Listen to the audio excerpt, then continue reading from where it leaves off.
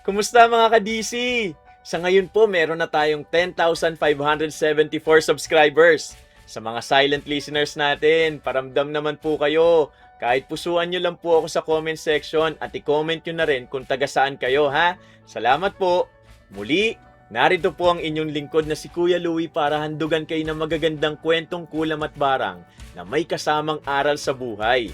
Sa mga nagpapa-shoutout po, nasa dulo po ng video. Ilalagay ko rin po sa comment section at sa community post dito ang link ng social media accounts ko sa Blue App at Black App. I-add at i-follow nyo po ako ha, para dun din tayo magkwentuhan. Palambing naman po na paki-like, comment, share at subscribe sa channel natin. Malaking tulong kasi yan para mas mapalago pa ito. Sa nagdaang story natin, si Chris Tucker ng Rush Hour nga ang isinample ko. Ang gagaling nyo ha. Ngayon, balik kay drama ulit tayo. Dito naman tayo sa Korean actor na to. Sample ha. Sino ka? Anong kailangan mo? Bakit ako nandito? Hindi kita kilala. Kilala nyo ba ang robot na to? Comment nyo nga kung sino siya at yung title ng Korean series na ginampanan niya. O, bago natin simulan ng kwento, check muna natin. Nakapag-like, comment, share, and subscribe ka na po ba? Palambing naman po. Ayan, thank you po mga ka-DC. Ngayon, simulan na natin ang kwento ng inalipusta na pilay. Anak, pakitignan nga kung kumpleto na yung mga gamit natin. Ayoko may maiwan dahil yun lang ang kabuhayan natin. Kumpleto na, tay. Inayos ko na ang pandikit, sinulid, martilyo, polish, at lahat ng gamit na kailangan mo ngayon. Salamat anak. Sana marami magpagawa ng sapatos para may maipambili tayo ng pagkain mamayang gabi. Darating din ang araw na hindi na tayo problema sa pera, tay. Naniniwala ako, may awa pa rin ng Diyos. Oo nga, habang may lakas pa akong kumayod, hindi ako titigil. Mas gusto kong mapagod kesa umasa sa iba. Isinara ni Ramon ang lumang pintuan ng kanilang inuupahang bahay. Isinukbit niya ang kupas na bag na naglalaman ng mga gamit sa pagkukumpuni ng sapatos bago mahigpit na hinawakan ang kanyang saklay. Sumunod naman si Dondo na may bitbit na maliit na bangko at kahong pinaglalagyan ng mga aayusing sapatos. Halos wala pang tao sa eskinita nang maglakad silang mag-ama patungo sa pangunahing kalsada. Nakagawian na nilang umalis ng maaga upang maunahan ang ibang naghahanap buhay. Tay, kapag dumating ang panahon na yumaman tayo, ipapagamot talaga natin ang paa mo. Hindi na yan ang pinakamahalaga sa akin. Ang gusto ko lang, magkaroon ka ng magandang kinabukasan. Pero nasasaktan akong makita kang nahihirapan maglakad araw-araw. Hindi mo naman deserve ang lahat ng to eh. May mga bagay na hindi na mababago anak. Ang mahalaga, hindi mawala ang kabutihan ng puso. Kaya lalo kita hinahangaan, tay. Di ka po nagtatanim ng galit kahit paulit-ulit kang sinasaktan ng iba. Pagsapit nila sa hintayan ng jeep, agad silang pumara ng masasakyan. Nang huminto ang sasakyan, dahan-dahang umakyat si Ramon habang iniaangat ang kanyang katawan gamit ang saklay. Hindi nagustuhan ng driver ang kabagalan nito, kaya pinagsabihan siyang bilisan dahil naiipon na raw ang mga sasakyan sa likuran. Ilang pasahero ang napalingon kay Ramon. Samantalang ang iba, napailing na lamang. Yumuko si Ramon at tahimik na ipinagpatuloy ang pagsakay. Wala siyang sinabi kahit ramdam niyang muli na naman siyang pinahiya sa harap ng maraming tao. Hindi ko matanggap ang ginawa niya, tay. Para bang wala siyang kahit katiting na respeto sa kapwa. Hayaan mo na lang anak. Hindi lahat ng tao marunong umunawa sa hirap na dinadala ng iba. Kung hindi mo lang ako pinipigilan, matagal ko nang sinagot ang mga taong ganyan kung umasta eh. Mas mabuting umiwas tayo sa gulo. Ang kapayapaan ng isip, mas mahalaga kaysa panandali ang galit. Tahimik na lamang silang bumaba ng jeep pagdating sa bayan. Dumaan muna sila sa isang bakery upang bumili ng pandesal na magiging almusal nila. Habang inilalabas ni Ramon ang kanyang barya, isinandal niya sandali ang saklay sa gilid ng estante. Hindi niya napansing natumba yun at bahagyang tumama sa isang batang dumaraan. Kaagad siyang pinagsabihan ng ina ng bata at sinabing dagdag abala ang mga katulad niyang pilay. Muli na namang yumuko si Ramon at humingi ng paumanhin kahit malinaw na aksidente lamang ang nangyari. Hindi na niya sinagot ang masasakit na salitang ibinato sa kanya. Tay, bakit ikaw pang humihingi ng tawad kahit hindi mo naman sinasadya ang nangyari? Dahil ayokong lumaki pa ang gulo. Minsan, mas mabuting manahimik kaysa lumaban ng init ng ulo. Pero paulit-ulit ka na lang nilang minamaliit. Pakiramdam ko tuloy, wala silang puso para sa kapwa. Hindi natin kontroladong ugali ng ibang tao. Ang kaya lang nating kontrolin, ang sarili natin, anak. Balang araw tay, makikita rin nilang hindi sinusukat ng halaga ng tao sa kanyang kapansanan. Paglabas nila sa bakery, nagpatuloy sila sa paglalakad patungo sa tapat na palengke. Isa-isa nilang inilabas ang maliit na bangko, mga gamit sa pagkukumpuni, at lumang karatulang nagsasabing tumatanggap sila ng pagpapatahi at pagkukumpuni ng sapatos. Umupo si Ramon habang maingat na inaayos ang kanyang mga kagamitan. Tahimik siyang nagmasid sa mga taong nagdaraan. Umaasang may unang customer na lalapit. Sa kanilang likuran, nagsisimula ng magbukas ang isang kilalang kainan na pagmamay-ari ni Celia. Isang babaeng hindi pa niya alam na magiging pinakamalaking dahilan ng panibagong hirap na daranasin niya. Tay, mukhang magbubukas na rin po yung malaking kainan sa likuran natin. Ang aga nilang naghahanda para sa mga customer. Mas mabuti yun, anak. Kapag maraming tao ang pumupunta rito, mas malaki rin ang tsansang may magpagawa ng sapatos. Sana ganun nga mangyari. Kahit pagod ka araw-araw, gusto kong sulit naman ang paghihirap mo. Basta may marangal tayong ikinabubuhay. Kontento na ako. Hindi ko kailangang mainggit sa tagumpay ng iba. Yan ang gusto ko sa'yo, tay.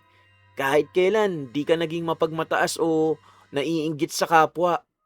Habang abalang mag-ama sa pag-aayos ng kanilang maliit na pwesto, isa-isang nagbukas sa mga tindahan sa paligid ng palengke. Unti-unti ring dumami ang mga mamimili at mga empleyadong nagmamadaling pumasok sa trabaho. Hindi nagtagal, nagsimula na ring magdatingan ang mga nagpapakumpuni ng tsinelas at sapatos. Masusing sinusuri ni Ramon ang bawat sirang dala sa kanya bago ito ayusin. Bagamat mabagal ang kanyang pagkilos dahil sa kapansanan, kapansin-pansin ang husay at linis ng kanyang trabaho, kaya marami pa ring bumabalik na dating mga customer.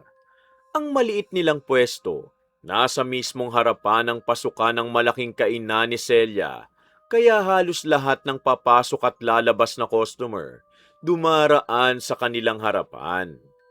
Anak, pakikuha nga yung itim na sinulid. Ito ang bagay sa sapatos na inaayos ko ngayon eh. Heto na po, tay. Napapansin ko talagang hinahanap ka ng mga dati mong customer dahil maganda ang gawa mo. Malaking bagay ang tiwala nila. Yun ang dahilan, kaya hindi ako sumusuko sa paghahanap buhay. Kung tutusin, mas mahusay ka pa kaysa sa ibang sapatero rito sa palengke. Di na mahalaga kung sino ang pinakamagaling. Ang mahalaga, hindi tayo nandaraya sa mga nagpapagawa. Lumipas ang halos isang oras na maayos ang takbo ng kanilang trabaho. Nakangiti si Dondon habang inaabot ang mga kagamitan sa kanyang ama. Kahit hindi kalakihan ang kinikita nila, sapat na yun upang mabawasan ang pag-aalala nilang mag-ama. Sa kanilang likuran, tuluyan nang nagbukas ang malaking kainan. Isa-isang pumapasok ang mga customer sa mismong entrance na nasa likod lamang ng pwesto ni Ramon at Dondon.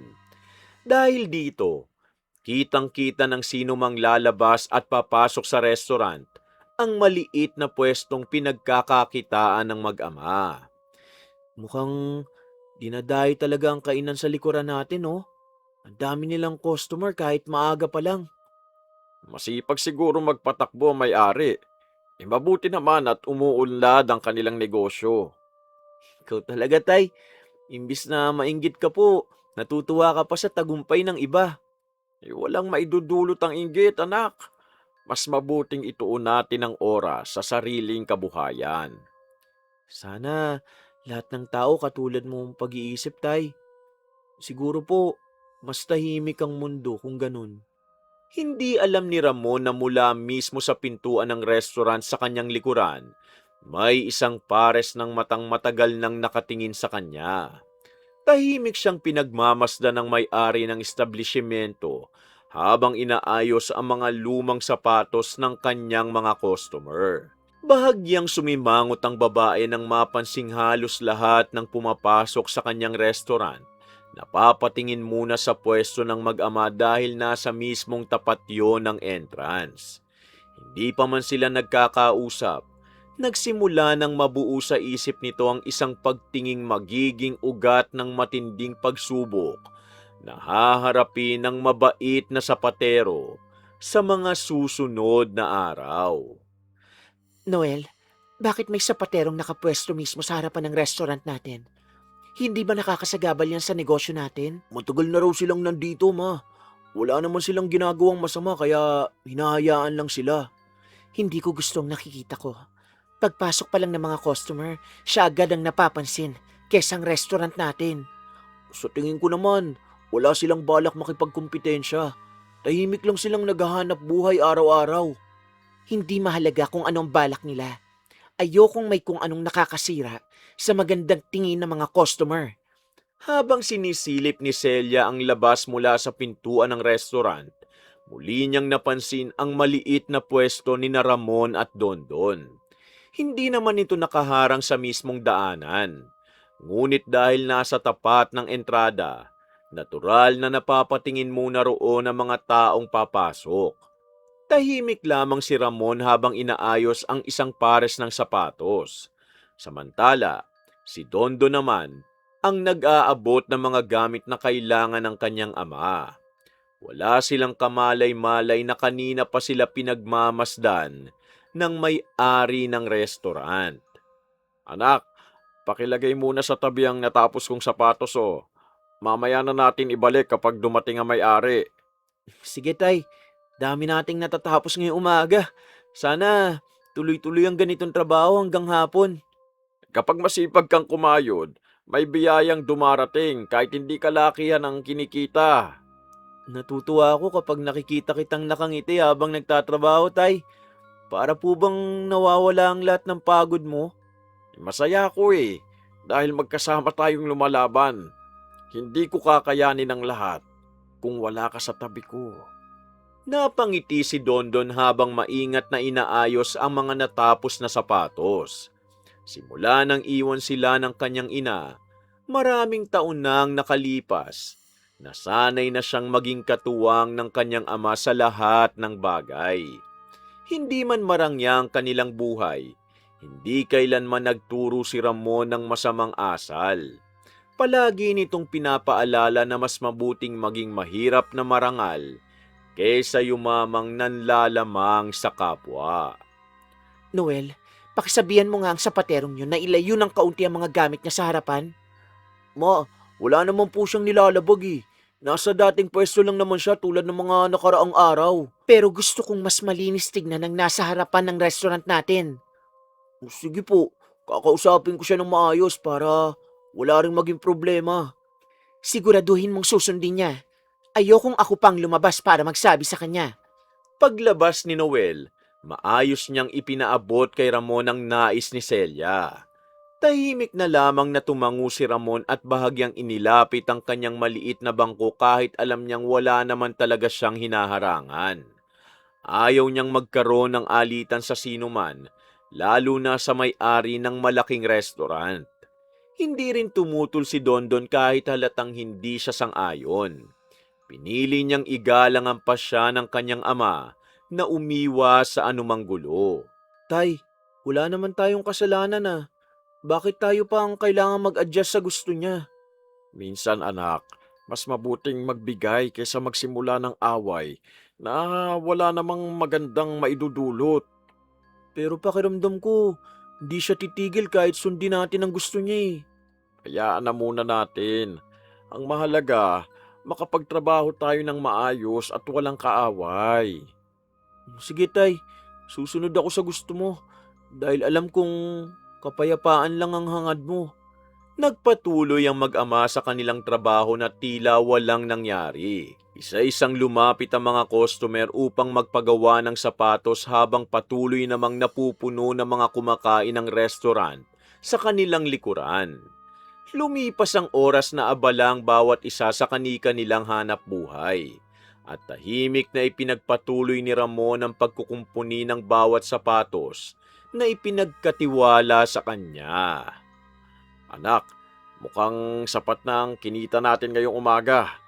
Mamaya, bumili tayo ng konting ulam bago umuwi ha. Masaya na po ako dyan tay. Ang mahalaga, may kakainin tayo at hindi tayo mamomroblema ngayong gabi. Unti-unti lang ang pag-asenso anak. Walang biyayang dumarating ng minamadali kung marangal ang hanap buhay. Kaya talaga tay, kahit po hirap na kayo, hindi kayo kailanman sumuko. Hindi lang para sa sarili ko ang laban na ito.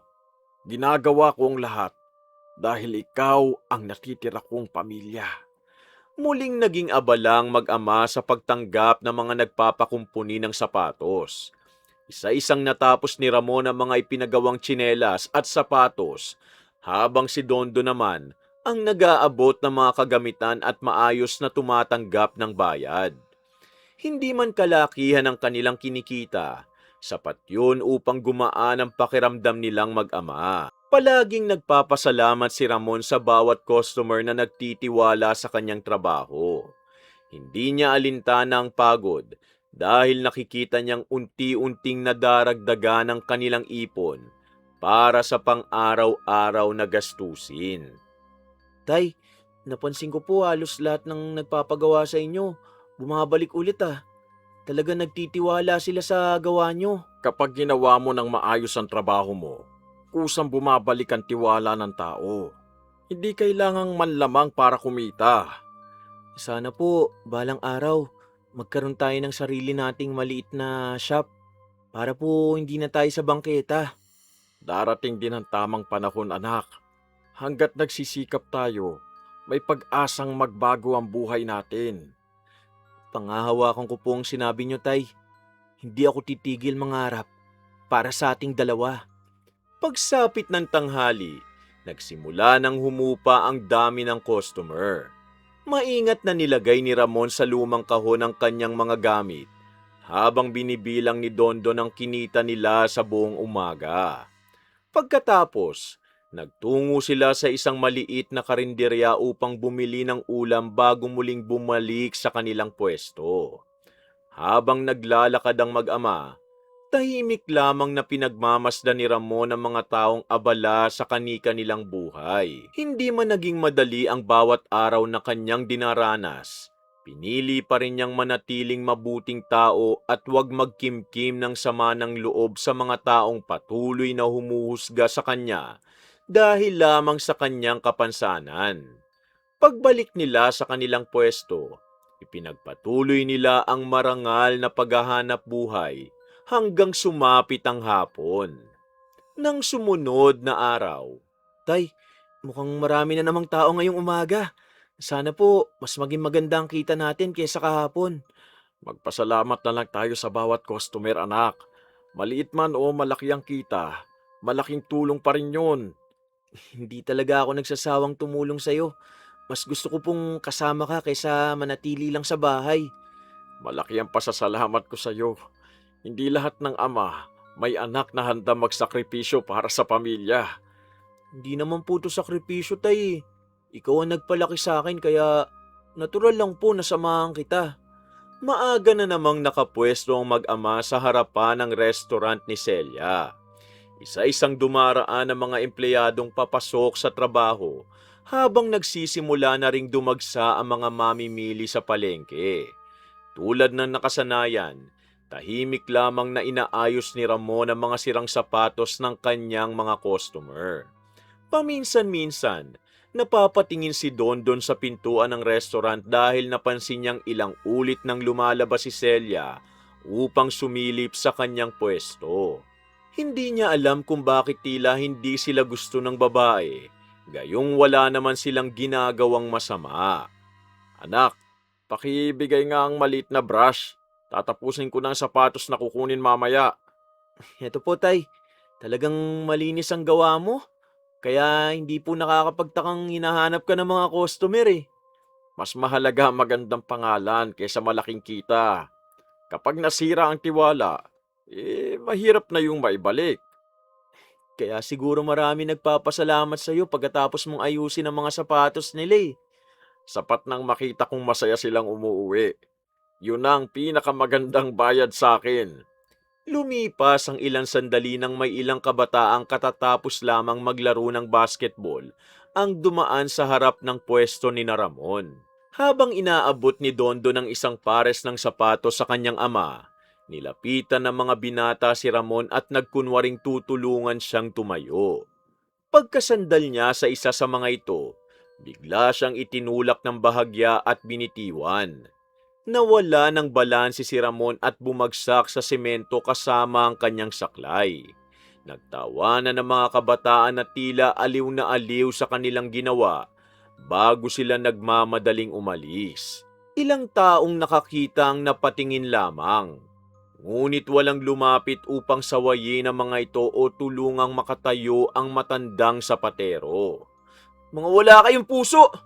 Nakakatawa ba para sa inyo ang manghiya ng taong wala namang ginagawa sa inyo? Hayaan mo na sila, anak. Bata pa ang mga yun eh.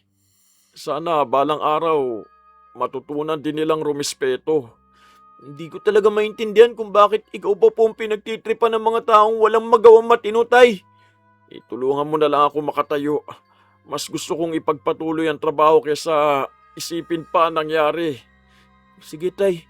Pero ang sakit pong makita na paulit-ulit kang inaapi ng mga taong hindi ka namang kilala. Maingat na inalalayan ni Dondo ng kanyang ama pabalik sa maliit na bangkong inuupuan nito. Pinagpag ni Ramon ang kanyang pantalon at sinilip kung may gasgas ang kanyang tuhod. Mabuti na lamang at bahagya lamang ang naging tama niya sa pagkakaupo. Ilang tao ang nakakita sa nangyari ang napailing lang ngunit nagpatuloy lamang sa kanika nilang lakad. Walang lumapit upang pagsabihan ng mga kabataang nanloko kay Ramon. Tahimik na lamang niyang hinawakan muli ang karayom at sinulid.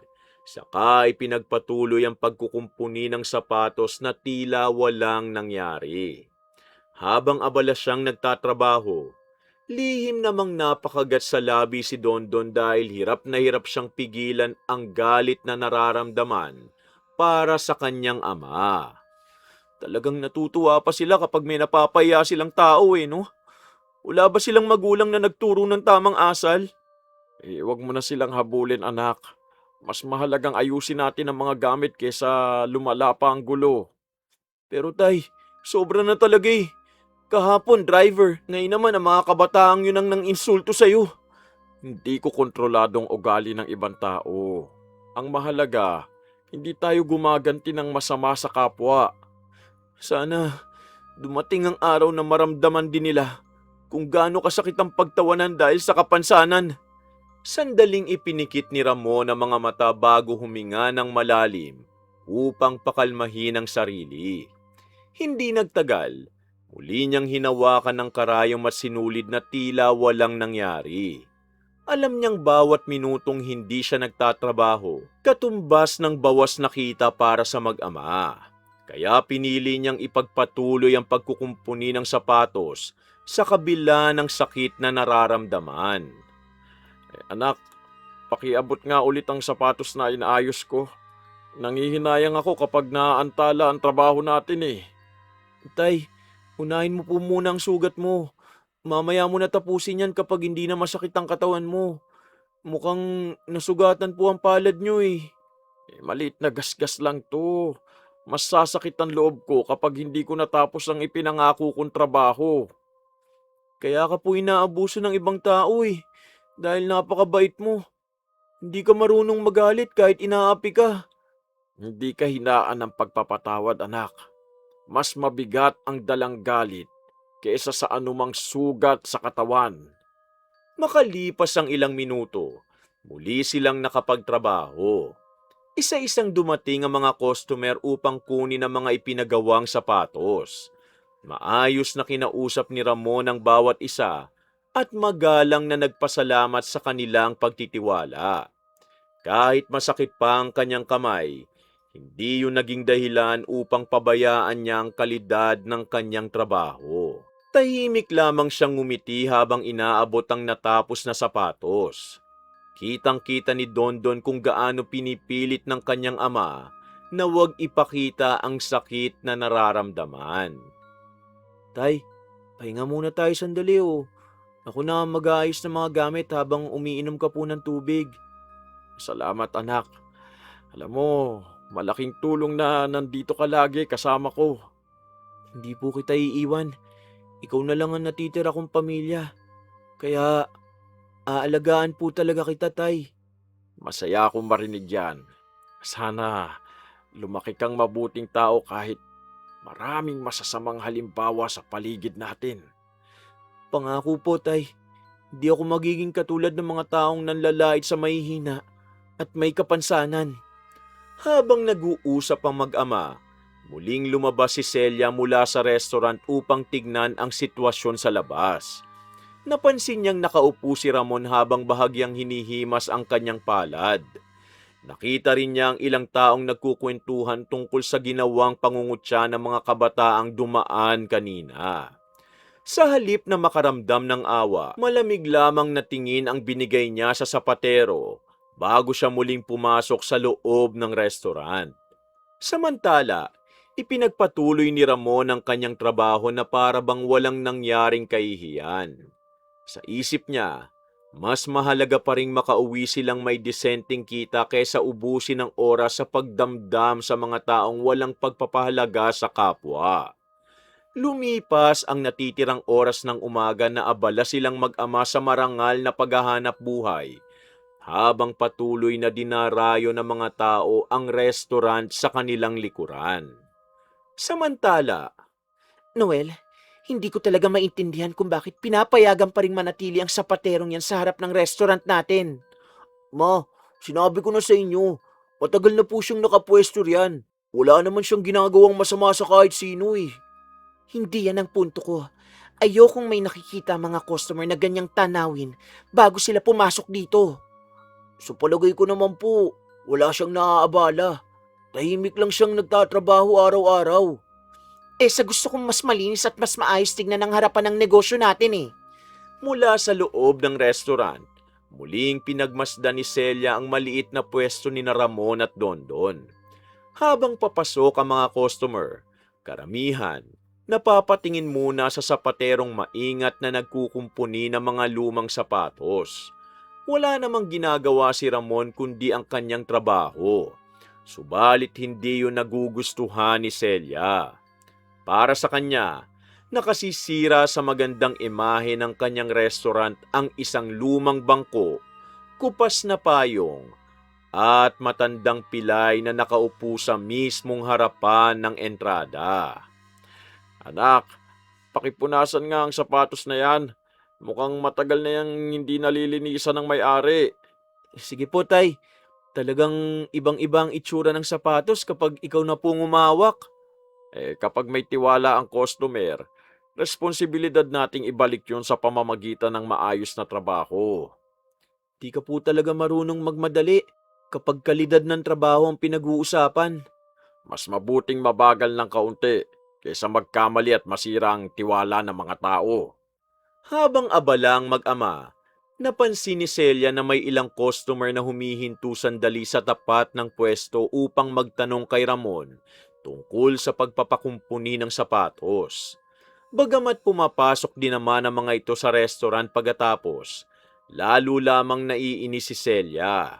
Sa isip niya, dapat ang kanyang negosyo lamang ang sentro ng atensyon ng mga taong dumaraan sa lugar. Noel, ilabas mo ang isang mesa at ilagay mo mismo sa tapat ng pintuan.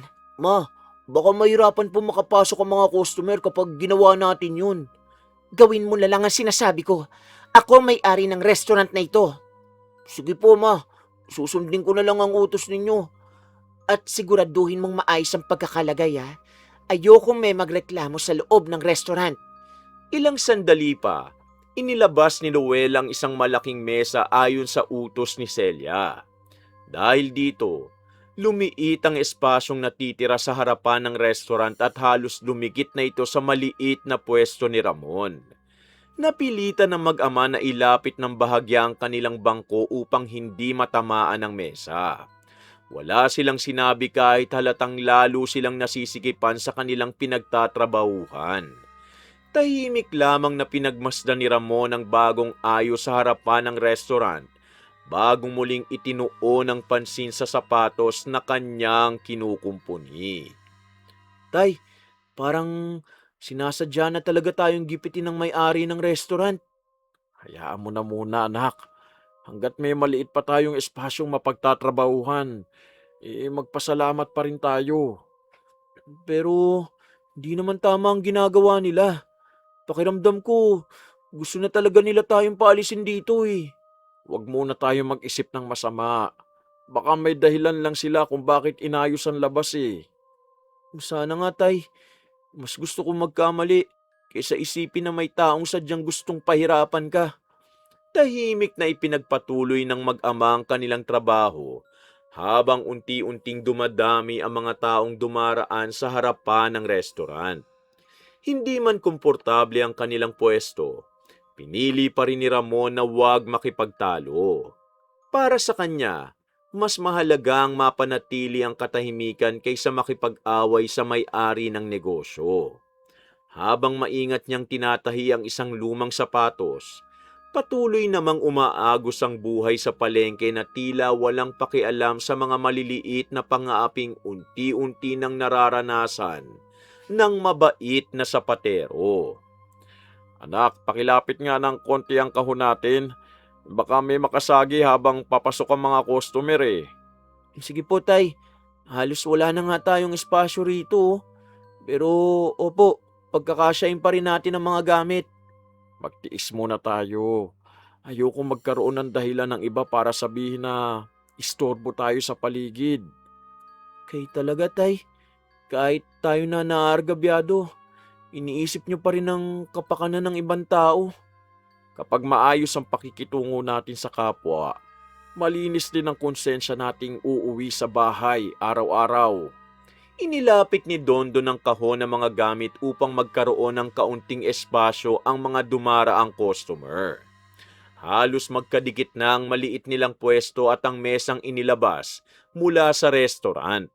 Sa tuwing may papasok na grupo ng mga tao, kailangan pang umatras ni Dondon upang hindi mabunggo ang kanyang ama. Hindi naging komportable ang kanilang pwesto, subalit tiniis na lamang yon ni Ramon. Ayaw niyang pagmula ng usapan o pagtatalo ang maliit na lugar na pinagkukunan nila ng ikinabubuhay. Noel, tingnan mo nga. Hindi pa rin sila umaalis kahit halos wala na silang mapwestuhan. Ma, tahimik naman po silang nagtatrabaho. Hindi rin sila nagrereklamo sa ginawa nating pag-aayos. Yun nga ang hindi ko maintindihan. Para bang wala silang balak umalis kahit na hindi na sila komportable. Siguro po, wala na silang ibang mapaglilipatan kaya nagtitiis na lang po sila. Hindi ko problema kung saan sila pupunta. Ang iniisip ko, ang negosyo ko. Mula sa pintuan ng restaurant, muli na namang napatitig si Celia kay Ramon. Nakita niyang nakangiti pa rin ng matanda habang inaabot ang natapos na sapatos sa isang customer. Hindi niya maintindihan kung bakit tila hindi naaapektuhan ng sapatero sa lahat ng nangyayari. Sa halip na maawa, lalo lamang siyang nainis. Para sa kanya, mas magiging maayos ang harapan ng restaurant kung mawawala ang maliit na pwesto ng mag-ama. Tay, gusto ko sanang kausapin ang may-ari ng restaurant. Baka pwede naman tayong pagbigyan kahit konti. Huwag na, anak. Baka lalo lang lumaki ang hindi pagkakaunawaan kapag kinausap pa natin siya. Pero hindi naman habang buhay tayo magpapasensya sa lahat ng taong nang mamaliit sa atin. Darating ang pagkakataong mauunawaan din nila ang halaga ng paggalang sa kapwa. Hindi natin kailangang ipilit yun, anak. Sana nga po, Tay. Nakakalungkot lang na mababait ang inaapi habang ang masasakit magsalita ang malalakas ang loob. Unti-unti nang humupa ang dami ng customer habang papalapit ang hapon. Isa-isang inayos ni Ramon ang mga natapos niyang gawain at maingat na inilagay sa kahon ang mga gamit na hindi na kailangan. Kahit mabigat ang katawan dahil sa nangyari sa maghapon, pinilit pa rin niyang ngumiti sa bawat customer na nagpapasalamat sa kanyang mahusay na pagkukumpuni ng sapatos. Tahimik namang tumulong si Dondon sa pagliligpit habang paminsan-minsan napapatingin sa restaurant sa kanilang likuran. Nang matapos ang kanilang trabaho sa araw na yon, magkasabay silang naglakad pauwi dalang maliit na kinita at ang pag-asang magiging mas maayos ang susunod na araw. Kinabukasan, Maaga tayong nakarating ngayon, anak. Sana marami ulit ang magpagawa ng sapatos para sulit ang pagod natin. Tay, napansin kong halos araw-araw na po kayong napapagod. Huwag niyo po masyadong pilitin ang sarili niyo sa trabaho, ha? Ayos lang yan. Hanggat kaya pa ng katawan ko, hindi ako titigil sa paghahanap buhay para sa atin. Kung pwede lang po sana, ako na magtatrabaho na mag-isa para makapagpahinga ka kahit isang araw. Hindi pa panahon para iwan ko ang hanap buhay na bumuhay sa atin sa loob ng maraming taon. inihanda ng mag-ama ang kanilang maliit na pwesto sa harapan ng restaurant ni Celia. Isa-isang inilabas ni Ramon ang kanyang mga kagamitan habang inaayos naman ni Dondo ng bangko at kahong pinaglalagyan ng mga sapatos. Hindi nagtagal, nagsimula na namang dumami ang mga taong papasok sa palengke. Sa kabila ng mga pangaaping naranasan nitong mga nakaraang araw, pinili pa rin ni Ramon ang ngumiti sa bawat customer na lumalapit sa kanya. Para sa kanya, hindi dapat madamay ang kanyang trabaho sa masasamang ugali ng ibang tao. Tay, bibili muna ako ng maiinom na tubig, ha? Sandali lang po ako. O sige anak, huwag kang magtagal at baka dumami ang customer natin, ha? Babalik po agad ako. Hindi kita hayaang mag-isa ng matagal dito. O mag-ingat ka sa pagtawid at huwag kang magmadali. Kaya ko naman maghintay dito. Opo, Tay. Sandali lang talaga ako at babalik din ako agad. Habang wala si Dondon, may isang lalaking halatang nakainom na dumaan sa harap ng pwesto ni Ramon. Napansin nilang saklay na nakasandal sa gilid ng bangko. Nagkatinginan ng mga ito bago palihim na dinampot ang saklay at mabilis na lumayo habang nagtatawanan. Nang mapansin ni Ramon ang nangyari, agad siyang nataranta.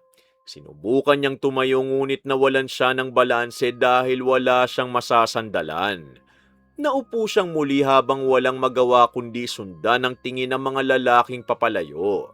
May ilang tao na nakakita sa pangyayari ang napatingin lamang ngunit walang nagtangkang habulin ng mga ito o tulungang ibalik ang saklay ng matandang sapatero. Mga iho, pakibalik naman ang saklay ko. Hindi ako makakalakad kung wala yan. Tay, ano nangyari? Bakit ka po nanginginig at bakit wala na ang saklay mo? May mga dumaan na lalaki.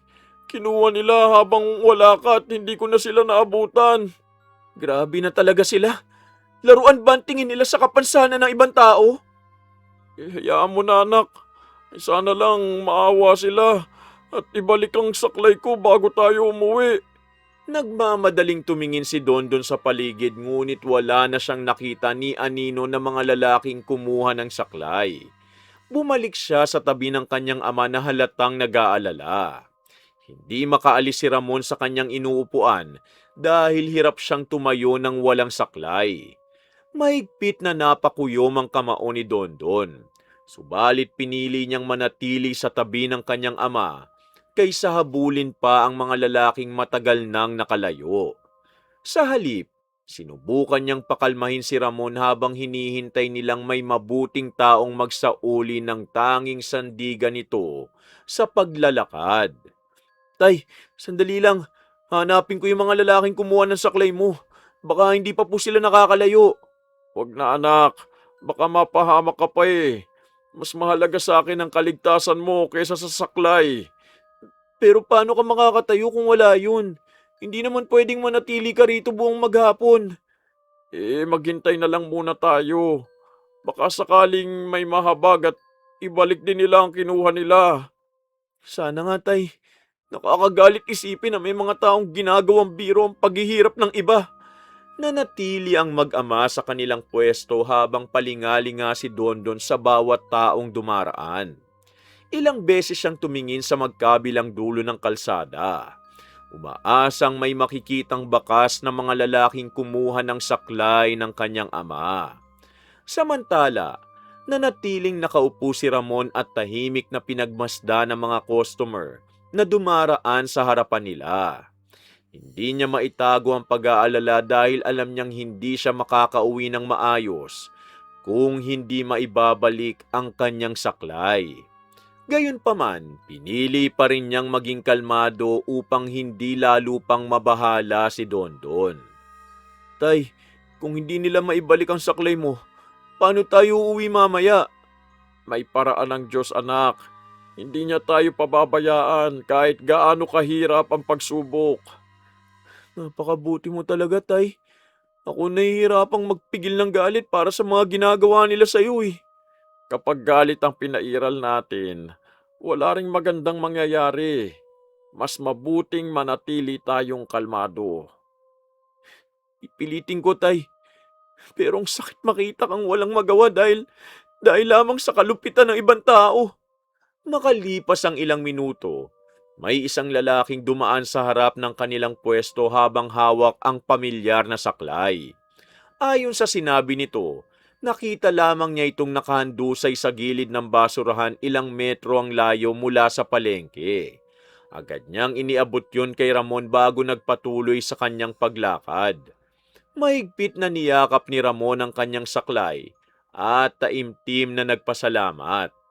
Hindi man niya kilala ang taong nagsaoli nito, gumaan ang kanyang pakiramdam dahil muli siyang nagkaroon ng sandigan sa paglalakad.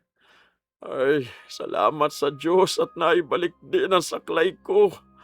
Akala ko mahihirapan na tayo makauwi mamaya. Buti na lang may mabubuti pa ring tao. Kung hindi, di ko alam ang gagawin natin, Tay. Huwag nating kalimutang magpasalamat. Hindi lahat ng taong nakakasalubong natin masama ang ugali. Tama ka po, Tay. Sana mas dumami pa ang mga taong marunong umunawa kesa mang-api. Yun din ang ipinagdarasal ko araw-araw anak. Mas magiging magaan ang buhay kung may paggalang ang bawat isa.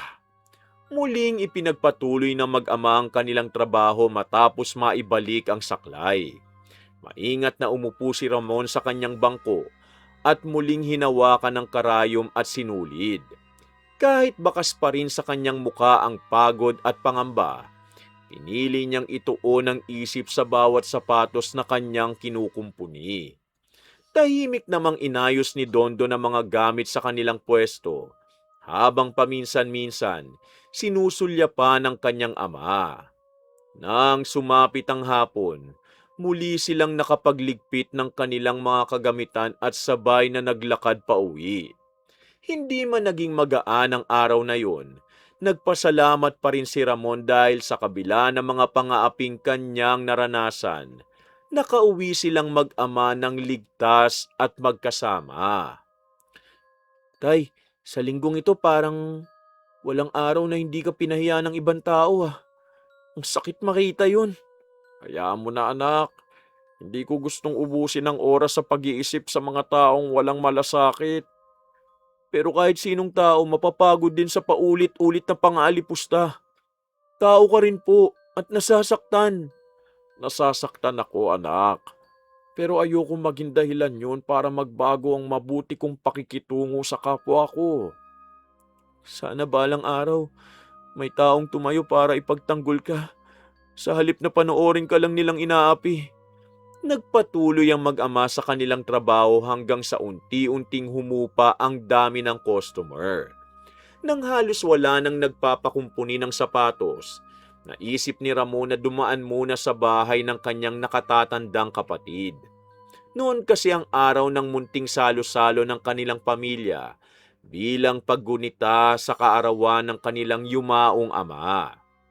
Ilang araw na rin siyang inaanyayahan ng kanyang mga kamag-anak kaya ayaw niyang hindi dumalo.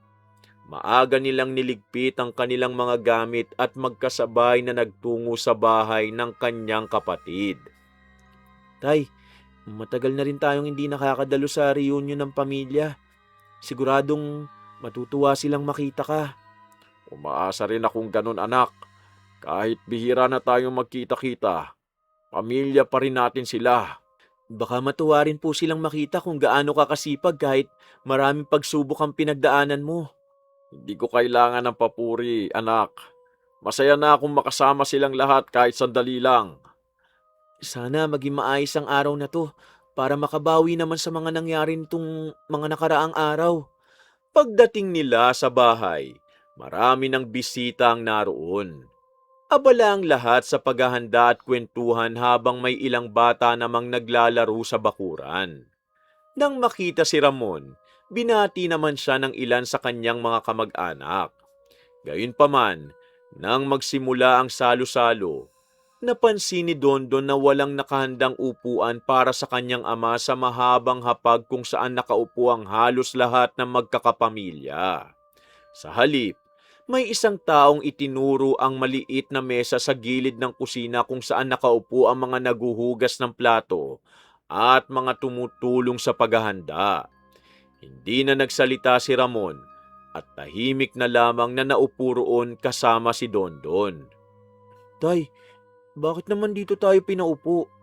Hindi ba pamilya rin naman tayo tulad ng mga nasa kabilang mesa? Ayos lang, anak. Pareho lang namang pagkain ang ihahain saan man tayo umupo. Hindi pagkain ang problema, tay. Nasasaktan po akong parang hindi ka nila itinuturing na pamilya eh. Huwag mo nang palakihin pa. Ayokong masira ang pagtitipon dahil lamang sa sama ng loob. Kung ikaw lang ang masusunod, lagi na lang tayong mananahimik kahit na tayong naargabyado, tay. Ipinagpatuloy ng mag-ama ang kanilang pagkain. Paminsan-minsan, napapatingin si Dondon sa mahabang hapag kung saan masayang nagkukwentuhan ang kanilang mga kamag-anak. Samantala, si Ramon pilit nang umingiti kahit ramdam niyang muli na naman siyang naisantabi. Nang matapos ang salo-salo, naghanda ang lahat para sa isang malaking family picture. Isa-isang pumwesto ang mga magkakamag-anak habang abala ang kukuha ng litrato sa pag-aayos ng kanilang pagkakatayo. Dahil mabagal ang paglalakad ni Ramon, hindi niya agad narating ang grupo. Hindi na siya hinintay ng mga ito at agad na kinuna ng larawan. Nang makarating siya, tapos na ang kuhaan at nagkanya-kanya na ang mga tao. Tahimik lamang siyang umiti at hindi na nagsalita. Saka niyaya si Dondon na umuwi na lang upang makapagpahinga matapos ang mahabang araw. Tay, di ko matanggap ang ginawa nila. Hindi ka man lang nila nahintay bago sila nagpakuha ng litrato. Hayaan mo na, anak. Isang litrato lang yun. Hindi naman mababawasan ang pagmamahal ko sa pamilya dahil doon eh. Pero paulit-ulit ka na lang nilang binabaliwala. Para bang wala kang halaga sa kanila.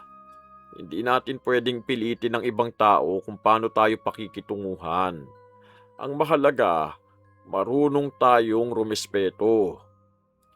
Ikaw lang talaga ang kilala kong taong kayang umiti kahit na ang bigat-bigat na po ng dinadala nyo, tay. Lumabas ng bahay ang mag-ama habang unti-unti nang nagsisiuwian ang iba pang mga bisita. Mabagal na naglakad si Ramon gamit ang kanyang saklay habang bit-bit ni Dondon ang maliit nilang bag. Wala ni isa sa kanilang mga kamag-anak ang humabol upang ihatid sila o kahit man lamang magpaalam ng maayos. Hindi na lamang yun pinansin ni Ramon.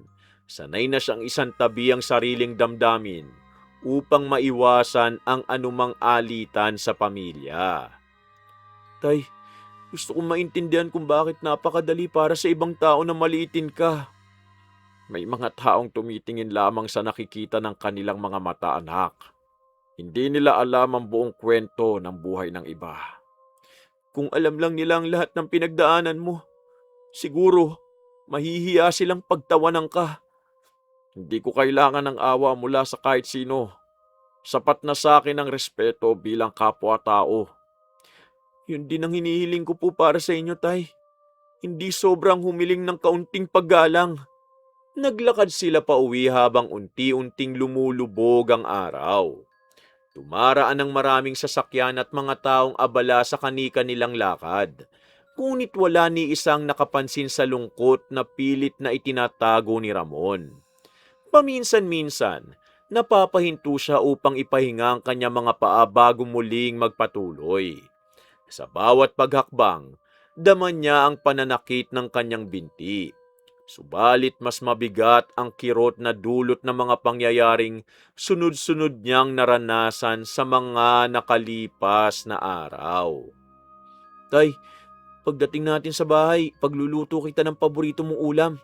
Para po kahit paano naman, gumaan ang pakiramdam mo. Salamat, anak. Hindi man marangya ang buhay natin. Napakayaman ko naman sa pagmamahal na ibinibigay mo. Hindi ka po nag-iisa, Tay. Kahit anong mangyari, lagi lang po akong nasa tabi mo. Yan ang nagbibigay sa akin ng lakas araw-araw. Kapag kasama kita, mas nagiging magaan ang lahat. Pangako ko, aalagaan kita habang kaya ko. Hindi kita pababayaan kahit kailan, Tay. Pagsapit nila sa bahay, agad na inilapag ni Dondon ang kanilang mga gamit at naghanda na ng hapunan. Samantala, tahimik namang umupo si Ramon sa lumang silyang kawayan sa labas ng kanilang maliit na bahay. Pinagmasdan niya ang kalangitan habang malamig na umiihip ang hangin ng dapit hapon.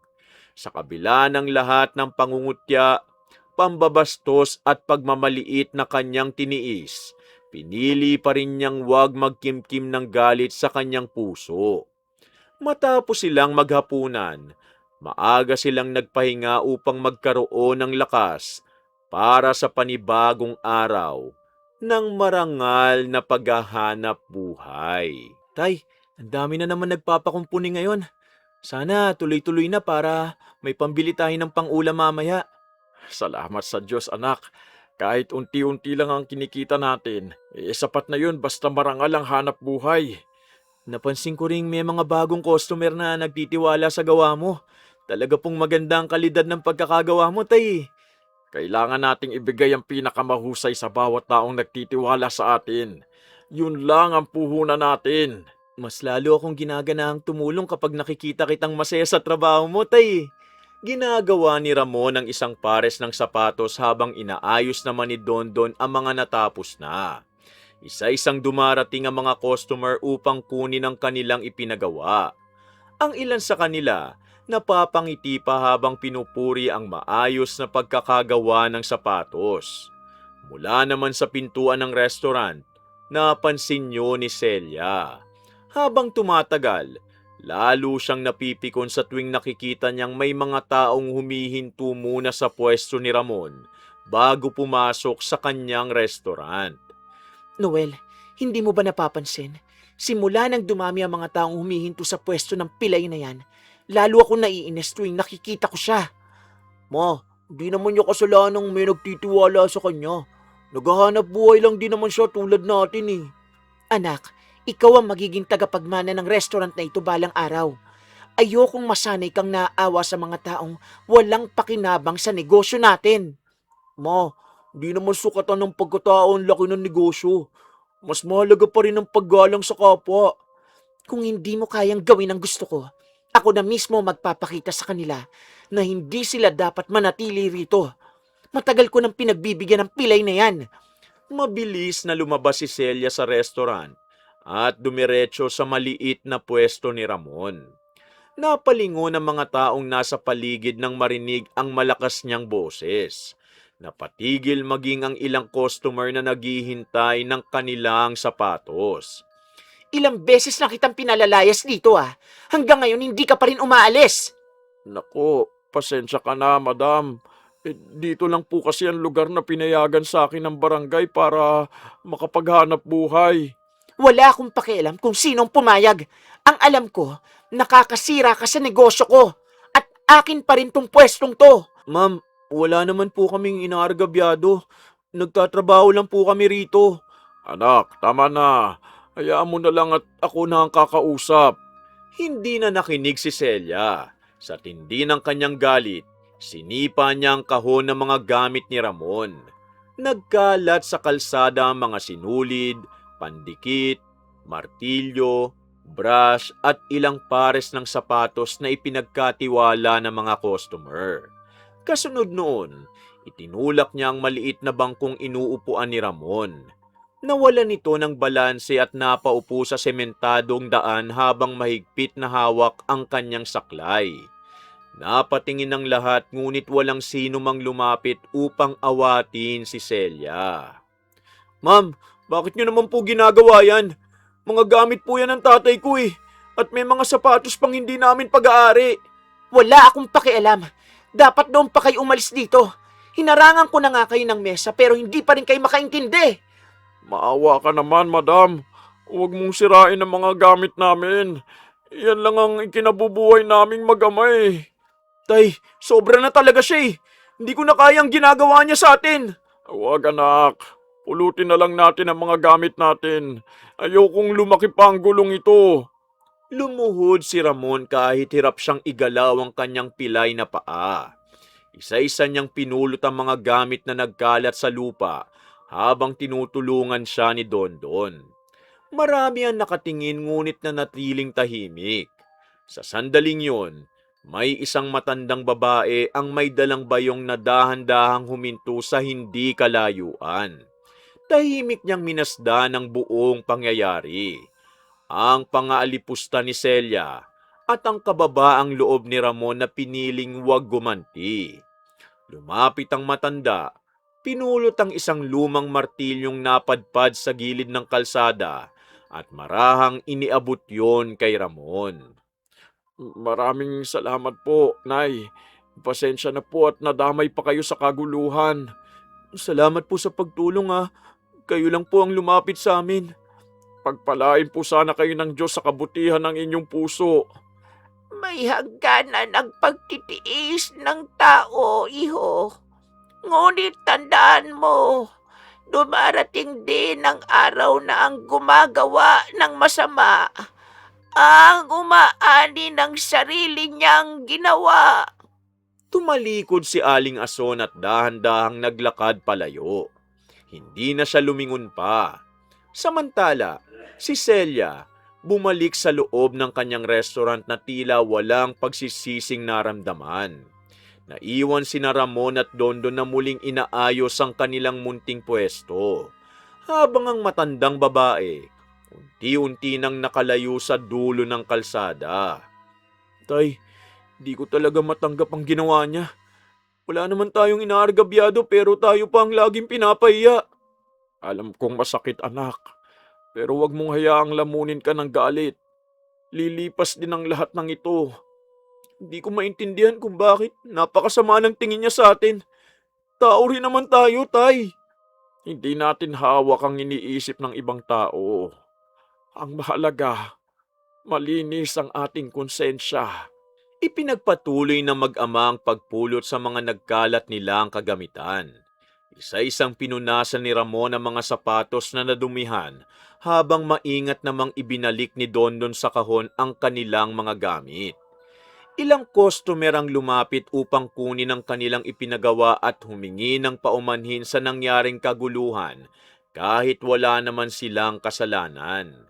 Nagpasalamat lamang si Ramon at ipinagpatuloy ang kanyang trabaho na tila walang nangyari.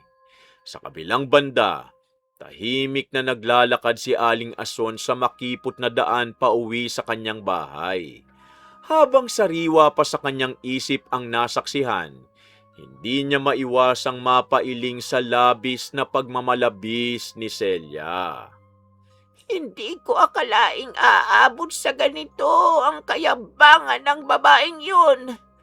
Kahit ng isang taong walang kalaban-laban, kaya niyang yurakan.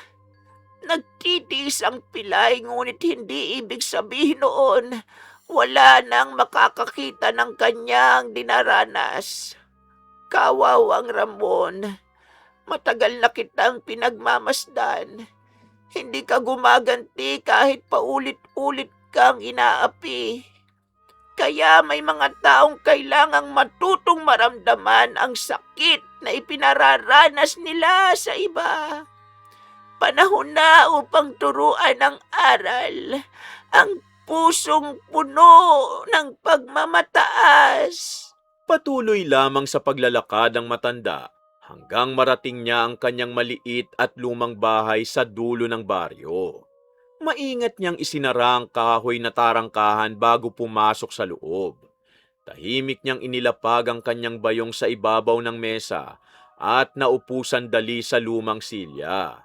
Ipinihit niya ang kanyang tingin sa maliit na altar na nasa sulok ng bahay bago marahang pumikit. Hindi pa siya kumikilos, ngunit malinaw na sa kanyang isip ang desisyong matagal na niyang iniiwasang gawin. Para sa kanya, ang taong walang awa sa kapwa, nararapat lamang na matutong maramdaman ang bigat ng sarili nitong ginawa. Nang sumunod na araw, Noel, siguraduhin mong maayos ang mga mesa ha. Marami tayong inaasahang customer ngayong umaga. Opo ma, naayos ko na rin ang mga order sheet at malinis na ang buong restaurant. Mabuti. Ayokong may makita kung kahit anong kapintasan sa negosyo natin. Ma, wag na po sana ninyong isipin ang nangyari kahapon. Mas mabuti pong maging kalmado na lang tayo. Wala akong pinagsisisihan. Kung kinakailangan, uulitin ko pang ginawa ko. maagang nagbukas ang restaurant. Abala ang mga tauhan sa pagtanggap ng mga customer habang si Noel pabalik-balik sa kusina at sa dining area. Samantala, sa tapat lamang ng restaurant, maaga ring nagbukas sina Ramon at Dondo ng kanilang maliit na pwesto. Tahimik na muling nagsimulang magkumpuni ng mga sirang sapatos si Ramon na tila ba walang nangyaring kahihiyan nung nakaraang araw. Paminsan-minsan, sinusulyapan siya ni Noel. Ngunit wala itong pagkakataong makausap ang mag-ama dahil abala siya sa trabaho. Noel, dalin mo nga ang resibo sa table 3. Ako na magdadala ng pagkain sa bagong dumating na mga customer. Sige po ma, ako na rin ang bahala sa mga dagdag nilang order. Bilisan mo ha, ayoko naghihintay ang mga customer natin. Opo ma, at huwag mong kalimutang bantayan ang labas. Pagkatapos makuha ang tray ng pagkain, naglakad si Celia papunta sa isang mesa. Subalit ilang hakbang pa lamang ang kanyang nagagawa. Bigla siyang napahinto. Kumunot ang kanyang noo at napahawak sa kanang hita na tila may biglang kumirot. Huminga siya ng malalim at ipinagpatuloy ang paglalakad. Iniisip na baka napuwersa lamang ang kanyang paa sa dami ng kanyang ginagawa. Gayunman, habang tumatagal, lalo niyang nararamdaman ang pananakit hanggang sa unti-unti na siyang ika-ika sa bawat hakbang. Ma, ayos lang po ba kayo? Napansin kong parang nahihirapan kayo maglakad ah. Ayos lang ako. Baka napagod lang ako kahapon. Huwag mo nang isipin. Sigurado po ba kayo? Kanina pa kayo napapahawak sa binti niyo ah. Mawawala rin to. Marami pa tayong aasikasuhin kaysa sa simpleng pananakit ng paa. Paano po kung lumala yan? Sabihin niyo agad sa akin ha. Tumango si Celia ngunit hindi niya maikubli ang kirot na unti-unting lumalakas sa kanyang binti. Sa bawat hakbang niya sa loob ng restaurant, mas lalo siyang napapahinto upang saglit na ipahinga ang kanyang paa.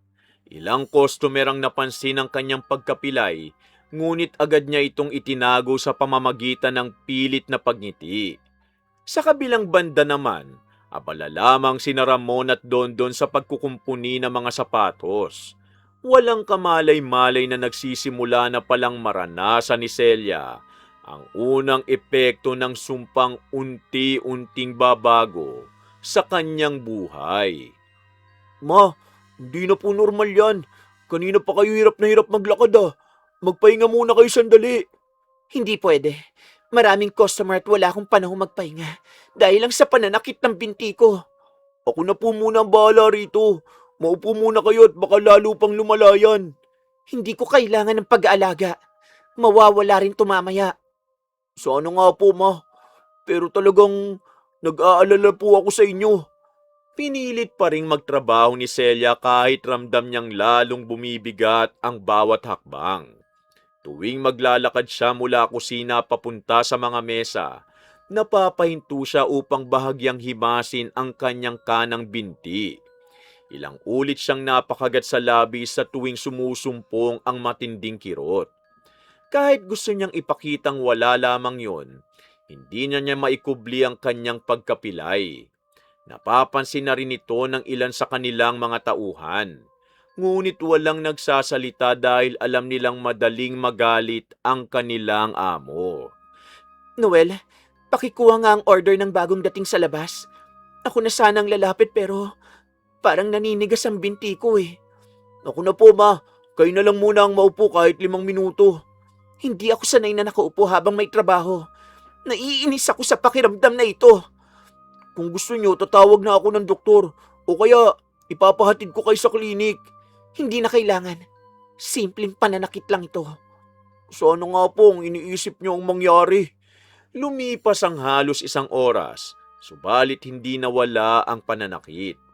Sa halip, lalo pa itong kumalat mula sa kanyang hita pababa sa kanyang tuhod. Tuwing tatayo siya, tila may mabigat na bagay na humihila sa kanyang paa. Napilitan tuloy siyang umupo sa isang bakanting mesa upang makahinga. Habang nakayuko, marahan niyang minasahe ang kanyang binti. Umaasang mawawala ang kirot. Gayunpaman, sa bawat sandaling lumilipas, lalo lamang siyang nahihirapang igalaw ito. Ma, hindi na talaga biro ito. Hindi ko pa kayo nakitang ganito dati ah. Hindi ko rin maintindihan. Pagkagising ko kanina, maayos naman ang pakiramdam ko. Mas mabuti pang magpatingin na tayo pagkatapos ng trabaho. O sige, kung hindi pa rin ito mawala mamayang hapon, sasama na ako sa'yo. Salamat, ma. Mas panatag ako kung doktor na ang titingin sa inyo eh. Sa labas ng restaurant, patuloy lamang ang tahimik na paghahanap buhay ni na Ramon at Dondon. Hindi man kalakihan ang kanilang kinikita sa araw na yon, masaya pa rin silang mag-ama sa bawat customer na nagtitiwala sa kanilang serbisyo. Samantala, sa loob ng restaurant, pilit na itinatago ni Celia ang kanyang paghihirap. Kahit nakangiti siya sa mga customer, hindi na niya maikubli ang unti-unting pagkapilay ng kanyang paglalakad. Sa kauna-unahang pagkakataon, nagsimula siyang mabahala sa kakaibang pananakit na hindi niya maipaliwanag. Ma, magsasara na tayo. Halina po kayo at dumiretso na tayo sa pinakamalapit na klinik. Sige, ayoko nang patagalin pa ito. Kanina ko pa pinipilit na tiisin pero lalo lang lumalala. Huwag na po kayo mag-alala sa restaurant. Ako na po ang bahala sa lahat. Salamat anak. Sana simpleng pagkapagod lang talaga ito. Malalaman din natin kapag nasuri na kayo ng doktor. Pagkatapos maisara ang restaurant, inalalayan ni Noel ang kanyang ina papunta sa sasakyan. Hirap nang maglakad si Celia kaya napilitan siyang kumapit sa balikat ng kanyang anak. Hindi na niya maitago ang sakit na nararamdaman sa bawat paghakbang. Samantala, sa tapat ng restaurant, nagliligpit na rin sina Ramon at Dondon ng kanilang mga kagamitan. Napansin ni Dondon ang pagkapilay ni Celia ngunit wala itong sinabi. Tahimik lamang silang nagpatuloy sa kanilang gawain bago tuluyang umuwi. Pagsapit naman sa klinik ng mag-ina, sinuri agad sila ng doktor. Pagsapit naman sa klinik ng mag-ina, sinuri agad ng doktor si Celia. Maingat nitong kinapa ang kanyang binti at pinagalaw ang tuhod at bukong-bukong. Ilang simpleng pagsusuri rin ang isinagawa upang malaman ang sanhi ng pananakit. Makalipas ang ilang sandali, Bahagyang napakunot ng noo ang doktor. Wala akong nakikitang bali, pamamaga o anumang seryosong pinsala sa binti ninyo. Pero Dok, halos hindi na ako makalakad sa sobrang sakit. Bibigyan muna kita ng gamot sa pananakit at magpapahinga ka muna ng ilang araw. Kung hindi pa rin mawala ang nararamdaman mo, kailangan nating magsagawa ng mas masusing pagsusuri. Sige po, Dok. Sana gumaling na agad ito.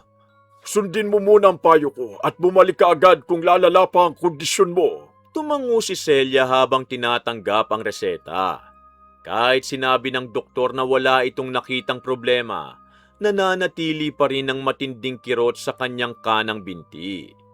Habang inaalalayan siya ni Noel palabas ng klinika, hindi niya alam kung bakit tila mas mabigat pa ang bawat hakbang kaysa noong umaga. Kasabay ng pagdilim ng gabi, nagsimula ring mabuo sa kanyang isip ang unang bakas ng pag-aalala sa kakaibang sakit na hindi maipaliwanag ng sinuman. Ma, kumusta na po ang pakiramdam niyo? Gumana po ba ang gamot na ibinigay ng doktor? Hindi anak. Sinunod ko naman ang lahat ng bilin niya. Pero parang mas lumalala pa ang binti ko. Baka po kailangan na po natin bumalik ngayon. Huwag na nating hintayin tuluyang kayong hindi makalakad. Sige, pero buksan mo muna ang restaurant. Ayokong mawalan tayo ng mga customer. Ma, mas mahalaga ang kalusugan nyo kaysa sa negosyo. Kinabukasan, maagang muling nagising si Celia. Pagbangon pa lamang niya mula sa higaan, agad siyang napangiwi sa matinding kirot ng kanyang kanang binti. Napahawak siya sa gilid ng kama at ilang sandaling hindi makatayo. Nang tulungan siya ni Noel, saka lamang siya dahan-dahang nakatuntong sa sahig. Halos hinihila niya na ang kanyang paa sa bawat hakbang. Kahit nahihirapan, pinilit pa rin niyang magbukas ng restaurant dahil ayaw niyang mawala ng kita sa araw na yun. Noel, ikaw na muna ang bahala sa pagtanggap ng mga customer ha. Parang hindi ko kayang mag-ikot ngayon eh. Opo ma, maupo na lamang muna kayo sa cashier. Ako na ang bahala sa lahat. Hindi ako sanay na walang ginagawa. Naiinis ako sa sarili ko. Hindi naman po habang buhay na ganyan. Magpapagaling muna kayo. Sana nga anak. Pakiramdam ko kasi may kung anong bumibigat sa paa ko. Naupo si Celia sa likod ng cashier habang pinagmamasdan si Noel na siyang nag-aasikaso sa halos lahat ng gawain sa restaurant. Paminsan-minsan, sinusubukan niyang tumayo upang tumulong. Ngunit agad din siyang napapaupo dahil sa matinding kirot. Sa bawat oras na lumilipas, lalo siyang nahihirapang igalaw ang kanyang binti. Samantala, sa tapat lamang ng restaurant, tulad ng dati, tahimik na nagtatrabaho sina Ramon at Dondon. Wala silang alam sa kalagayan ni Celia at patuloy lamang silang nagbibigay ng maayos na serbisyo sa kanilang mga customer. Ma, hindi na po talaga maganda ang lagay nyo. Halos hindi na kayo makatayo oh. Napapansin ko rin yon. Hindi ko maintindihan kung bakit walang epekto ang gamot. Mamayang hapon dadaling ko kayo sa ospital. Mas kumpleto ang kagamitan dun eh. Kung yun na lang ang paraan para malaman ang sakit ko, sasama ako. Huwag na po kayo mag-alala. Hahanapan natin ito ng lunas.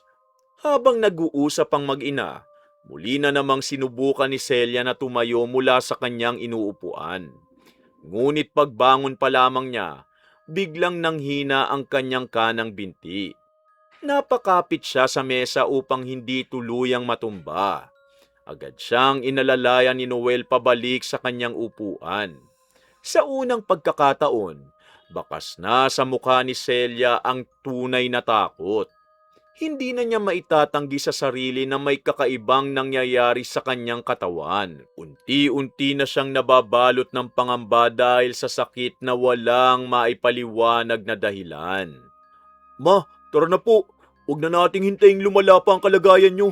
Dadali na kita sa ospital. Sige anak, hindi ko na rin kaya ang sakit. Baka doon na nila malaman kung ano talaga ang nangyayari sa akin. Huwag po kayo mag-alala. Gagawin natin ang lahat para gumaling kayo. Pasensya ka na Noel anak. Ikaw na halos ang gumagawa ng lahat sa restaurant dahil sa akin. Wala po yun. Mas mahalaga kayo kaysa sa negosyo. Maagang isinara ni Noel ang restaurant at inalalaya na ang kanyang ina patungo sa ospital. Hirap na hirap nang maglakad si Celia kahit nakakapit sa balikat ng kanyang anak. Halos nakakaladkad na niya ang kanyang kanang paa habang pilit niyang tinitiis ang pananakit. Pagdating nila sa ospital, agad silang tinanggap at pinaupo sa waiting area. Ilang sandali pa, tinawag na si Celia para sa mas masusing pagsusuri. Ano po ang nararamdaman niyo, Mrs.? Dok, ilang araw nang sobrang sakit ng kanang binti ko. Unti-unti na rin akong nahihirapang maglakad. May natatandaan ba kayong pagkahulog, pagkabangga o anumang aksidente bago nagsimula ang pananakit? Wala po. Bigla na lang itong sumakit isang umaga. O sige, susuriin muna natin ang mabuti bago tayo magbigay ng konklusyon. Dok, nakapagpatingin na rin po kami sa klinik dati. Pero wala rin silang nakitang problema eh. Mas kumpleto ang mga kagamitan dito. Magpapagawa tayo ng ilang pagsusuri para makasiguro. Isinailalim si Celia sa iba't ibang laboratory test at imaging examination. Matyaga siyang sumunod sa bawat utos ng mga medical staff habang hindi inaalis ni Noel ang kanyang pag-alalay. Makalipas ang ilang oras, muli silang pinapasok sa silid ng unang doktor dala ang mga resulta ng lahat ng pagsusuri. Nasuri ko na ang lahat ng resulta ninyo. Dok, ano po ang nakita ninyo? Sa totoo lang, maayos ang mga resulta. Wala akong nakikitang bali, pamamaga, impeksyon o anumang kondisyon na maaaring magdulot ng ganyang pananakit. Ibig po bang sabihin wala talaga siyang sakit? Hindi ko masasabi yun dahil nararamdaman naman talaga ng nanay mo ang pananakit. Ang ibig kong sabihin, wala kaming nakikitang pisikal na dahilan sa mga pagsusuri. Pero bakit po halos hindi na ako makalakad? May mga pagkakataong mahirap matukoy agad ang sanhi. Bibigyan muna kita ng ibang gamot para sa pananakit at pamamaga. Magpapahinga ka rin at iwasan muna ang matagal na pagtayo. Kung hindi pa rin bumuti ang kalagayan mo sa loob ng ilang araw o lalo pang lumala, bumalik ka kaagad dito. Opo, Dok. Susundin po namin ang lahat ng bilin nyo. Huwag kayong mawala ng pag-asa. Patuloy natin itong babantayan. Tumango si Celia habang tinatanggap ang reseta. Paglabas nila ng ospital, mabigat ang kanyang pakiramdam. Inaasahan niyang may malinaw na sagot siyang maririnig. Subalit umuwi siyang dala pa rin ang parehong tanong. Habang inaalalayan siya ni Noel patungo sa sasakyan, nanatili ang matinding kirot sa kanyang kanang binti, na tila walang anumang gamot o paliwanag ang kayang makapagpagaan ito. Nang sumunod na araw, Ma, ilang araw nang lumipas pero wala pa rin pagbabago. Mas nahihirapan na kayong maglakad. Oo, anak. Pakiramdam ko, lalo pang humihina ang binti ko. Kahit ilang hakbang lang, hindi ko na halos kayanin. Hindi na pwedeng pilitin yung sarili nyo. Baka lalo pa kayo mapahamak. Hindi ko matanggap na ganito na lang ako. Dati akong kumikilos sa buong restaurant. May naisip na akong paraan para hindi na kayo mahirapang kumilos. lumipas ang ilang araw ngunit nanatiling walang epekto ang mga gamot na inireseta ng doktor. Sa halip na bumuti ang kalagayan ni Celia, lalo pang lumala ang kanyang pagkapilay. Hindi na siya makapaglakad ng maayos kahit sa loob lamang ng kanilang bahay. Kapag pupunta siya ng kusina o sa sala, kailangan niya nang kumapit sa dingding o sa mga upuan upang hindi matumba. Dahil dito, si Noel na lamang ang halos nag-aasikaso sa restaurant at sa lahat ng gawaing bahay. Kinahapunan, umalis sandali si Noel nang hindi nagpapaalam kung saan siya pupunta. Pagkalipas ng halos isang oras, bumalik siya na may bitbit na isang saklay. Ma, para po ito sa inyo. Saklay? Opo, ayokong dumating sa puntong matumba kayo eh. Mas ligtas kung gamitin niyo muna ito. Hindi, ayoko. Hindi pa ako pilay. Ma, hindi ibig sabihin na habang buhay niyo na itong gagamitin. Pansamantala lang ito habang hindi pa kayo gumagaling. Hindi ko kayang makita ang sarili kong umaasa sa saklay. Ma, mas mahirap kung masasaktan pa kayo dahil sa pagpipilit. Napatitig si Celia sa saklay. Ilang sandali siyang hindi nagsalita. Sa huli, napabuntong hininga siya at dahan-dahang inabot ang hawakan nito. Nang subukan niyang tumayo, agad niyang naramdaman ang kaunting ginhawa sa kanyang paglakad dahil may sinasandala na siya. Gayunman, mabigat ang kanyang dibdib habang tinitingnan ang saklay na hawak niya. Hindi ko akalaing darating ang araw na ako naman ang mga angailangan nito. Ang mahalaga po, ligtas kayo nakakakilos. Noel, may naalala ko. Ano po yun, ma? Yung sapatero. Araw-araw ko siyang nakikitang gumagamit ng saklay. Hindi ko man lang naisip kung gaano kahirap ang bawat hakbang niya. Sa halip, paulit-ulit ko pa siyang pinahiya. Ma, Ngayon ko lang nararamdaman ang hirap na dinanas niya sa loob ng maraming taon. Ang simpleng pagtayo, paglalakad at pagtatrabaho, napakahirap pala kapag may kapansanan. Hindi ko alam kung paano ko nagawang pagtawanan ng isang taong ganito ang pinagdaraanan. Tahimik lamang si Noel habang pinagmamasdan ng kanyang ina. Sa unang pagkakataon, nakita niyang tunay na nagsisisi si Celia. Samantala si Celia, napayuko habang mahigpit na hawak ang saklay.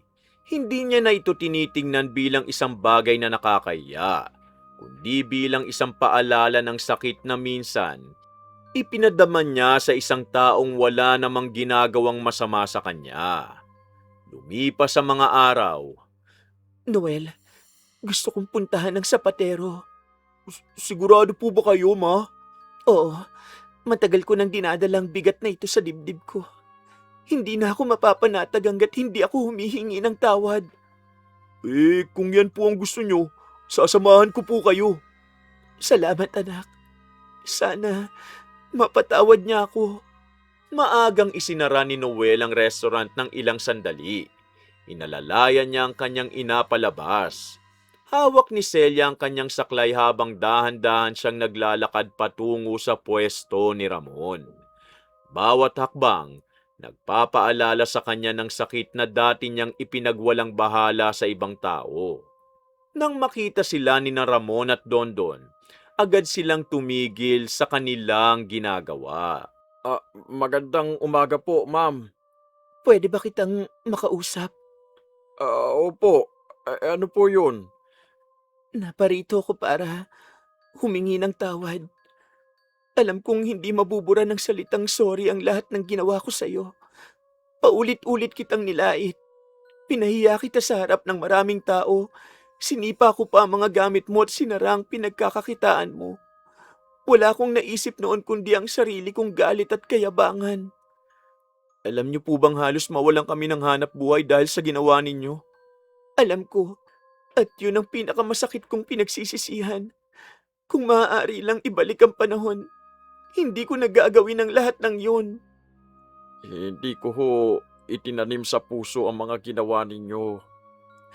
Hindi mo man itinanim pero alam kong nasaktan kita. Ngayon ko lang lubos na naunawaan ang hirap ng isang taong pilay. Araw-araw kong nararanasan ang hirap ng bawat hakbang. At doon ko nakita kung gaano ako naging malupit sa'yo. Lahat naman ho ng tao nagkakamali. Narito rin ang kabayaran sa lahat ng nasira kong kagamitan. Hindi nito mabubura ang kasalanan ko. Pero sana, tanggapin mo ito.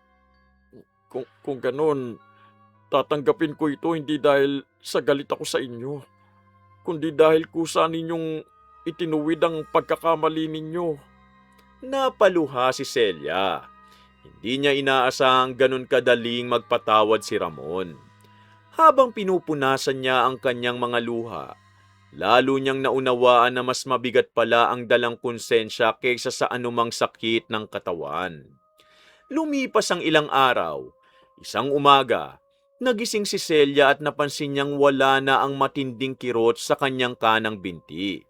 Sinubukan niyang igalaw ito at hindi na siya napapangiwi sa sakit. Napangiti siya Subalit nang subukan niyang maglakad ng walang saklay, muli siyang nawala ng balanse. Napilitan pa rin siyang abutin ng saklay upang makalakad ng maayos. Noel, nawala ng sakit. Tulugo mo? Oo, pero hindi pa rin ako makalakad ng normal. Masaya pa rin po ako dahil hindi na kayo nahihirapan sa sakit. Oo, tanggap ko na ang natitira. Ito na ang magiging paalala sa akin habang nabubuhay ako. Mula noon, tuluyan ang nagbago si Celia. Hindi na siya naging mapagmataas sa sinuman. Tuwing umaga, magalang niyang binabati sina Ramon at Dondon.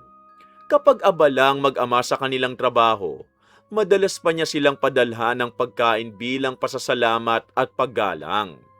Isang umaga, habang binubuksan ni Ramon ang kanyang munting pwesto, napansin niyang may isang taong nakatayo sa harap niya. Si Celia yon. Nakasandal pa rin sa kanyang saklay, ngunit may payapang ngiti sa labi. Magandang umaga, Mang Ramon. Magandang umaga rin po, Ma'am Celia. Magaan na silang nagngitian. Sa di kalayuan, may isang matandang babaeng tahimik na naglalakad.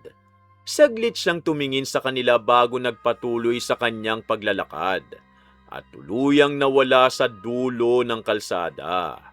Isang umaga, tinawag ni Celia sina Ramon at Dondon sa loob ng kanyang restaurant. Mang Ramon, Dondon, maaari ba kayong pumasok sandali? Ay, opo, Ma'am Celia. Bakit po? May problema po ba? Wala.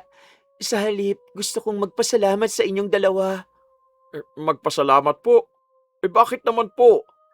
dahil tinanggap niyo ang paghingi ko ng tawad. Dahil doon, nagkaroon ako ng pagkakataong baguhin ang sarili ko. Ma, sabihin niyo na po sa kanila. Napag-isipan ko na masyado ng maliit at delikado ang pwesto niyo sa gilid ng kalsada. Kaya ipinagawa ko ang bakanting pwesto sa tabi ng restaurant. Mula ngayon, doon na kayo magtatrabaho. Hindi kayo magbabayad ng upa. Ma'am, hindi ko po alam ang sasabihin ko.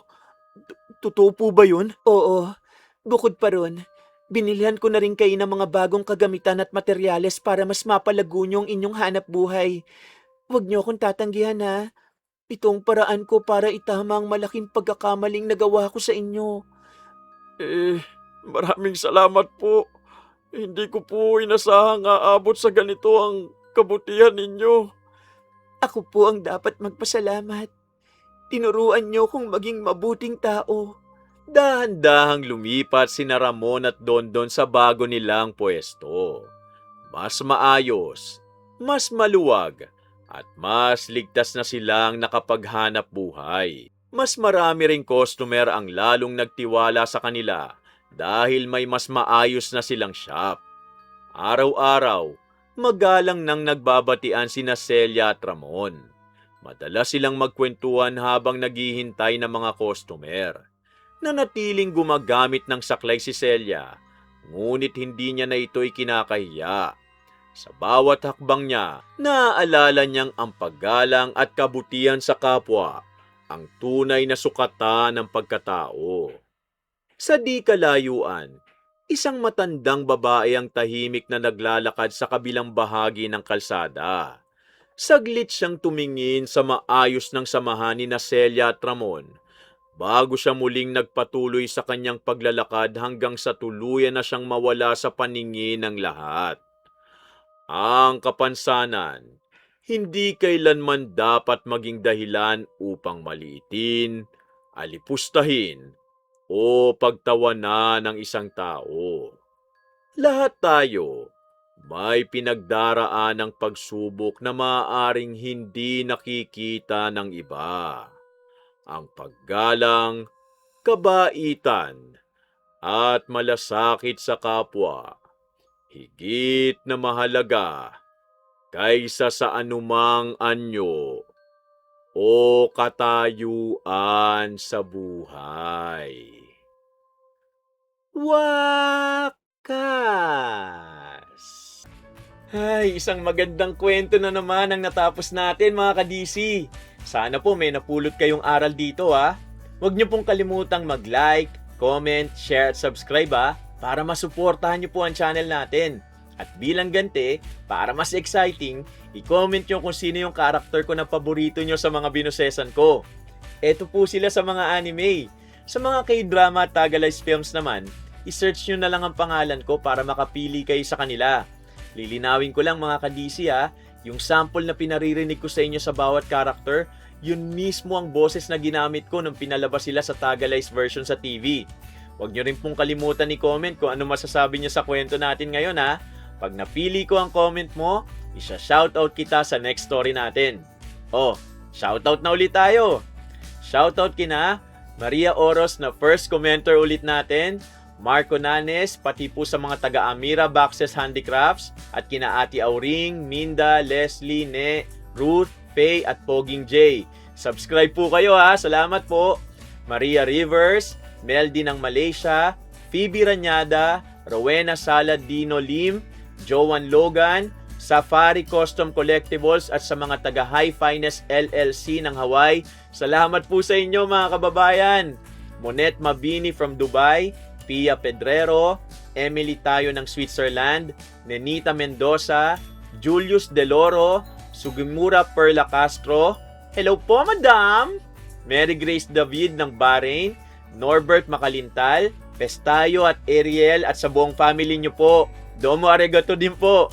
Angeli Filomeno ng Pattaya, Thailand, Gia Gigi, Purificacion Fernandez Dulay ng Riyadh, Saudi Arabia, Annalie Pamatia ng Nabas, Aklan, Yiu Yang, Frozen Heartbeat, Judith Bisnar, Helen Fernandez ng Cainta at sa Fernandez family ng Pangasinan, Gina Andraque Peñas at happy birthday din po sa biyenan yung si Judith Garcia Peñas ng Kawayab, Negros Occidental, Mary Jane Chua, Bella Abellano, Cherry Diaz, Donna Yan, DJ Amor ng Ibiza, Spain, Joanna Chua, Nick Nathaniel at sa Daniel family ng Santa Cruz, Laguna, Crystals Philippines, happy 4th birthday din po sa uniko ihon yung si Matthew A. Angelina Ignacio ng California, USA, Loray Ramos, Guko, Jennifer De La Peña, pati kina Jen Rodrin at Paul De La Peña ng Paris, France, Mestisang Bangus ng Japan, Melody Tejada, Blanca Oliveros ng Hong Kong, Jason at sa asawa niyo po, hi sa inyo, Cheryl Carpio, Annabel De Leon ng Bagong Silang, Caloocan, Angelina Niña Ducay, Infante Veronicas, Monera Lumundao, Cindy May Habahab, Cute Survivor ng Japan, Emelinda Valencia at kay Fatima De Vera na new subscriber natin. Shoutout kina Mama Lauren Boyce ng California, USA, kina Kuya Liam at Bebe Lay ng Quezon City, kina Bombom, Baby Jam at Jillian ng Sampaloc, Manila, kay Mamo Lovina at Papa Bong ng Manila, kay Tanod Potpot Mylas, pagaling ka Tupoks, kay Keisha Chua ng Torrance, California, at kay Josh and Lauren Rubio ng Buena Park, California. Pasensya na po sa mga hindi ko po na shoutout ha, abangan nyo na lang po sa susunod na upload natin. Kumusta po sa lahat ng mga kababayan natin na nasa ibang bansa at sa inyo pong masugid kong tagapakinig saan mang sulok ng Pilipinas. Mag-iingat po kayo palagi ha. O paano? Samahan nyo ulit ang inyong lingkod na si Kuya Louie sa susunod na kwento natin ha. Maraming salamat po at pagpalain tayong lahat ng puong may kapal. Bye!